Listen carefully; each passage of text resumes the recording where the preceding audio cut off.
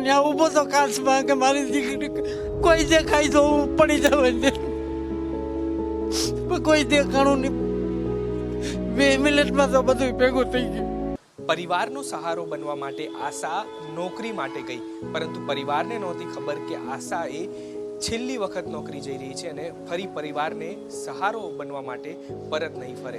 આશા એ ગરીબ પરિવારની દીકરી કે જેઓ પરિવારને ટેકો કરવા માટે એ ગેમિંગ ઝોનમાં ગઈ હતી કે જ્યાં બેદરકાર સંચાલકો હતા કે તેમના દ્વારા કોઈ પણ પ્રકારને લાયસન્સ ન લેવામાં આવ્યું. આશાના પરિવારજનો આપણી સાથે છે, તેમની સાથે આપણે વાત કરવાનો પ્રયાસ કરીશું. આશાના પિતા છે. ક્યારે આશા ઘરેથી નોકરી માટે ગઈ અને શું વાત થઈ હતી આપની છેલ્લે? સવારે તો હું બીજે હતો, એની મમ્મી હારે મસ્તી કરીને ગઈ હતી કામમાં. બિસ્કિટ ખવડાવતી એની મમ્મીને સવારે કરીને ગઈ. હું બપોરે ટિફિન દેવા ગયો હતો તો મને હામી નીચે મોબાઈલ ન દે, મસ્તી કરીને રાખે આખો દિવસ. તેથી કાલે મને કહે પપ્પા મોબાઈલ લઈ જાઓ, તમારે જોતો હોય છે. બેન રાખતો કે નહીં નહીં તમે તમારે લઈ જાઓ કે તમારે જોતો હોય છે.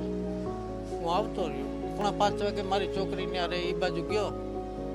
મને ટીઆરપી લાગ્યું કે આ હળગે લાગે. હું ઝડપથી ત્યાં ગયો. આગ લાગતી એટલે દરવાજામાં દોડીને કરવા ગયો તો અંદર ધડાકો થયો ઓલા લાઇટનો.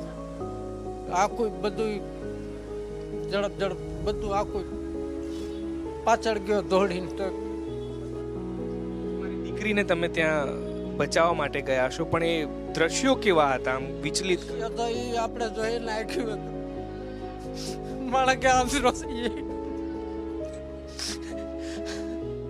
મારા લુગડા છે ને બેસી ગયો તો હું ત્યાં ઊભો તો કાચમાં કે મારી દીકરી કોઈ દેખાય તો હું પડી જવાય ને પણ કોઈ દેખાણું નહીં.